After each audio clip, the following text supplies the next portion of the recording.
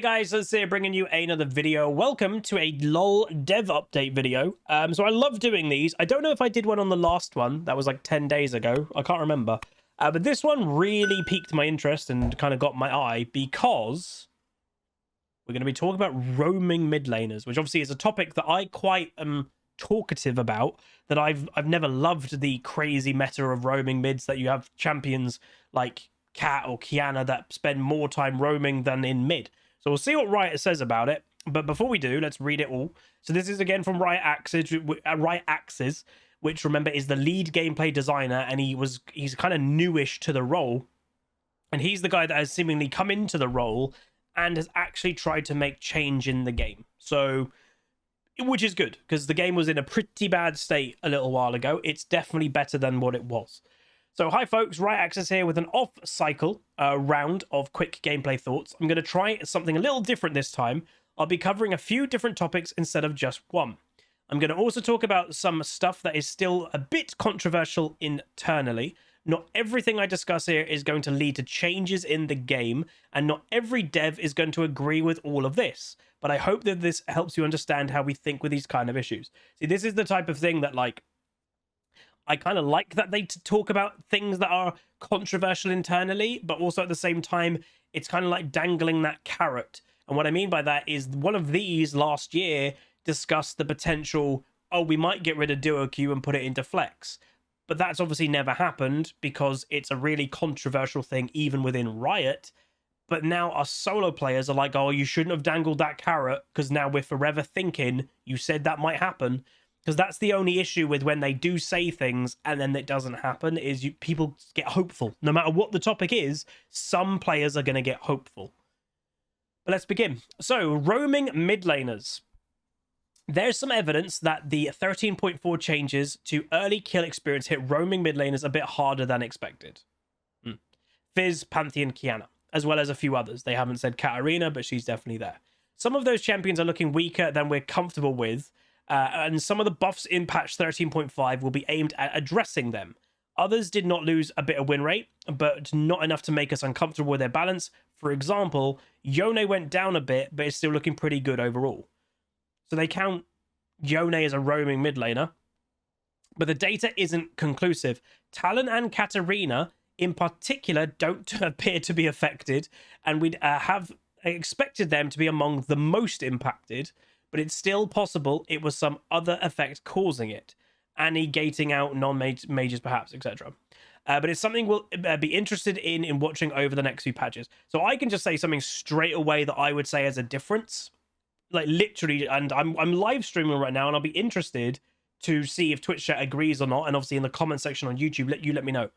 So Ash is in search, like, why am I not surprised Talon or Cat? So the difference already that I would say, the champions that have been affected the most, Fizz, Pantheon, Kiana, are not perma-roaming mid laners.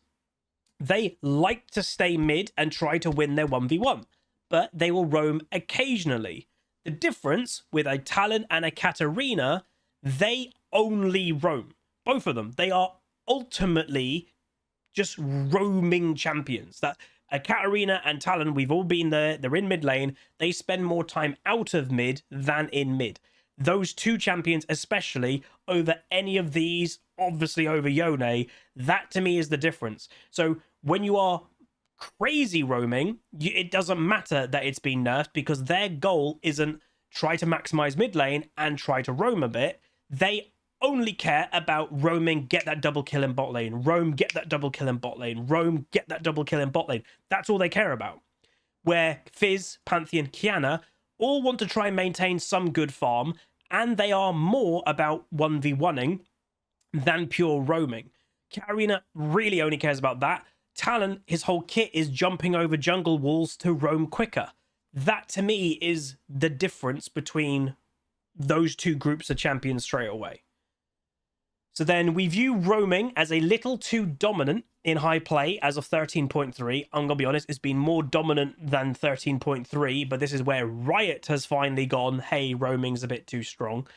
So if it has been nerfed a bit as a strategy, we'd view that as an improvement to the game. So Riot is kind of agreeing with what I've been saying for a while. Roaming's too defaultly strong. they are agreeing nerfing roaming is an improvement to the game.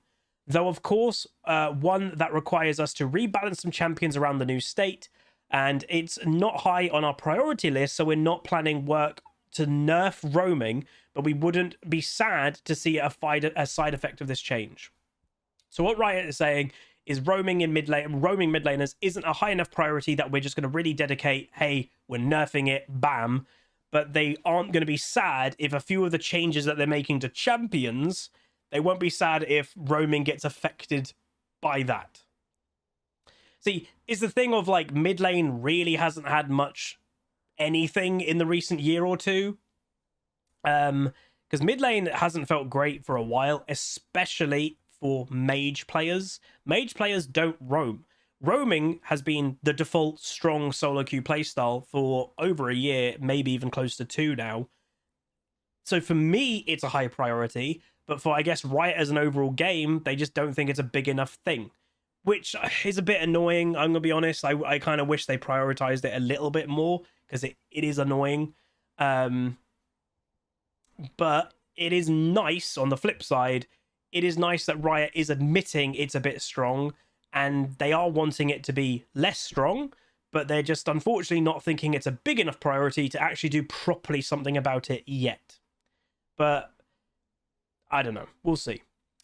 Lethality mythic items. So we're considering some changes to Prowlers and Dustblade in the near future for game health reasons. Prowler's Claw is breaking the counterplay on too many champions in ways we're pretty uncomfortable with for high skill play. Dustblade is currently fine-ish, mostly because we keep it kind of weak. When strong, it tends to break down counterplay on non-assassin champions like Darius and Master Yi for low-skilled play.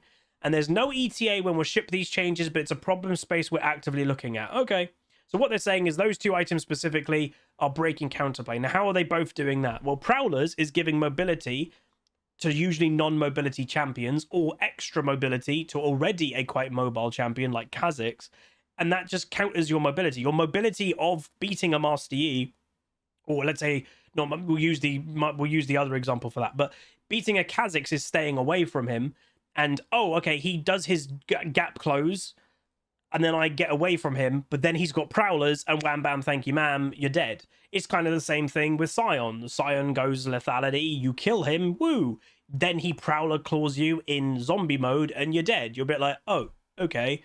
So I think Riot's probably going to look into that area a bit, and then obviously with Dustblade, it's giving invisibility for champions that shouldn't really have invisibility. So something like a Master Yi, when he's queuing, that kind of makes him invisible. He kills somebody, he's then invisible, gives him time to go somewhere very quickly, and then queues again.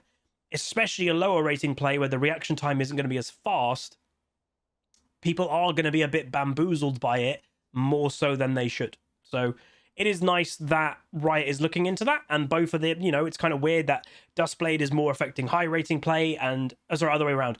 Prowler's Claw is more affecting high rating, and Dustblade is more affecting low rating. It's kind of interesting in that way too. Buff strategy. Okay, are they talking about what their strategy is to when they are buffing things? So just a quick update to how we're approaching buffs and nerfs these days. So this is what I would say, and I think for a lot of players, we have lost ultimate confidence in the balance team. I'm not afraid to say that. I am a league partner. I've got communication with the developers. But yeah, I've lost complete confidence in the devs when it comes to what is weak, what is strong. And the way that I've always explained it is it genuinely feels that they don't play the game anymore and they are purely going off numbers. Now, I do remember a little while ago, I think it was Riot Axis in one of these videos that he did say we're actually trying to get the feel back of the game, not just looking at numbers, because that ultimately I think is what Riot did. A lot of people have left Riot. They had a lot of people reshuffling around. So a safe way to balance the game is set certain parameters of if a champion goes over a 53% win rate, nerf it. If a champion goes below a 48% win rate, buff it. That's kind of what they did, but that never tells the full story at all. As I've always said, the strongest champion pretty much in LoL history at high rating, Azir, had a 44% win rate. At the time, he got nerfed. A lot of people didn't get that, but that's the point. It's the feel of the game, not just the data. So let's see what they say. So, over the last couple of years, we've tended to do buffs and nerfs as what we call bucket changes, given that we agree a champion's win rate isn't quite right. We look for safe number changes where we can easily predict the outcome in terms of win rate.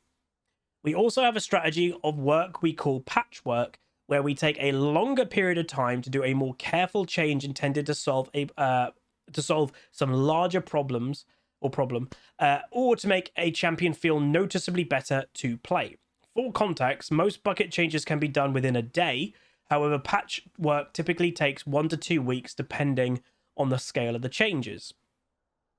We've always had both of work in our toolkit, but we're placing more emphasis on patchwork specifically for buffs right now.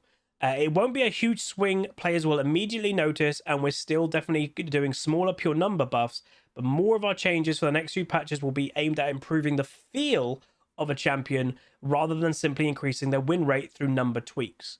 Keep an eye out. Pantheon is 0, etc.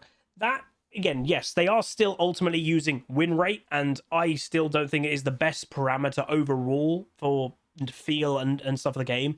But for Riot to be using the language of feel of a champion, that to me is a positive thing. That is what I've been saying for ages. It feels like Riot doesn't play the game because they're just a little bit out of sync of how the game feels right now. So if they're changing the most buffs, if you look at any given patch notes, 90%, maybe even more, of all changes are just tiny little number tweaks that practically don't do anything, rather than actually changing what a problem is.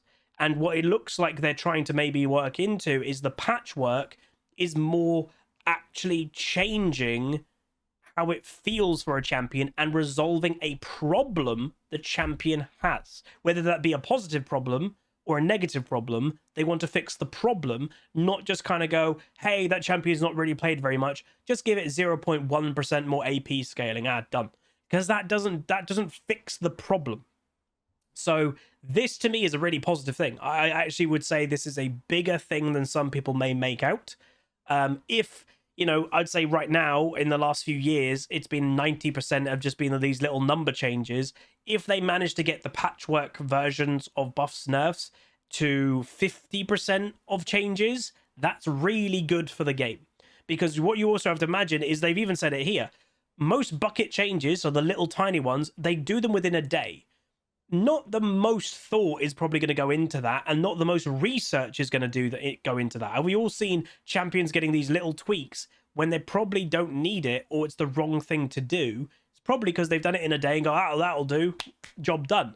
But when a bigger change typically takes 1 to 2 weeks, that's 1 to 2 weeks of really diving into a problem rather than just trying to do a quick fix. That will make the game a more balanced state overall because they're taking more time to make the decisions happen. So this is a really positive thing in my opinion. So that's it for now. Hopefully it gives you a sense of some of the issues currently on our minds and how we plan to approach them. So this again is Riot Axes, the lead champion designer. But I think he's more than that. He's the lead gameplay designer. So I think that was his old title maybe, and now he's the lead gameplay, because I think lead champion designer unfortunately now is the guy that made Viego, unfortunately. But yeah, so overall to me this is quite a positive thing, that they do know roaming mid laners are probably a bit too strong, but unfortunately they don't think it's a big enough problem now to do something actually about it. But they might do tweaks of the champions. Like, to me, this right here says probably Talon and Katarina are getting nerfed soon. That would be what I would guess. These probably won't get nerfed. Yone probably won't get nerfed. But these two are the two that they've pulled out, saying these two have not been impacted, even though they probably should have been. Therefore, I would expect a Talon and a Katarina nerf. Maybe not this patch upcoming, maybe a patch in 2 weeks or a month's time. So yeah, that's good, because it also makes me feel less crazy. Sometimes I say an opinion and, like, you know, maybe not many people agree with you, and you're just like, dude, roaming is the easiest strategy and it's a really strong strategy, and people are like, no, Huz, you're just saying it. It is. Like, it genuinely is. So to have Riot kind of agree roaming is a bit too dominant in high level play, yes, they're saying it as of 13.3, but that's when Riot is admitting it was stronger. It's been stronger for a long time. That it feels nice to me that they're actually kind of getting on a bit of the page that I've been on for a while. And then, yeah, lethality items, I don't see them as a huge problem, but if areas that they need to get cleaned up on, and like one of the key things I think a lot of people have had a problem with a lot of the new mythics, and I would say I partially have a problem with it as well, is a lot of the items cover way too many weaknesses, or they raise strengths way too much. So for like, again, Kha'Zix, Prowlers is so good on him because he's already mobile. It's raising his mobility even more. Does he really need that? Or, you know, Master Yi's weakness, we'll just use these two examples. Master Yi's weakness is once he's popped out of cube, he's very vulnerable to get CC'd and killed. But then if he kills somebody, he's then invisible. So then you don't even know where he is. Covers off a weakness. So that's potentially a good change. And then, yeah, the buff change, if they are going to take more time, more thought process into each change they're doing, that can only be a positive thing. But anyway, that is actually a really, really good dev update. Quick gameplay thoughts. That is a very positive one. And hopefully, again, it would lead to some nice change coming in the next few months. But that is, take that, in my opinion, as a good positive. Obviously, and this is just, you know, me being as a positive, if you are somebody that loves roaming mid laners, you might take it as a negative that now Riot is seeing it be too dominant or too strong. You probably see that as a negative. If you are somebody that likes building Prowlers or Dustblade, you probably don't want Riot to nerf them in any way. So this is the opposite to, not everybody is going to see this as a positive. It depends your perspective and what champions you like to play. But anyway, that is going to be it. Let me know what you think down below. Most of Twitch chat, from what I can see in this video, are generally thinking it's a relatively good thing, from what I can tell. But there we go. That's going to be it. If you guys did enjoy, do throw a like on it. Comment down below, let me know what you think. Subscribe if you've not, and I'll see you guys next time. Goodbye. Call down the reckoning to bring back hope and peace. Restore our glory to live forever. Bring down the dark regime. I know how to unleash eternal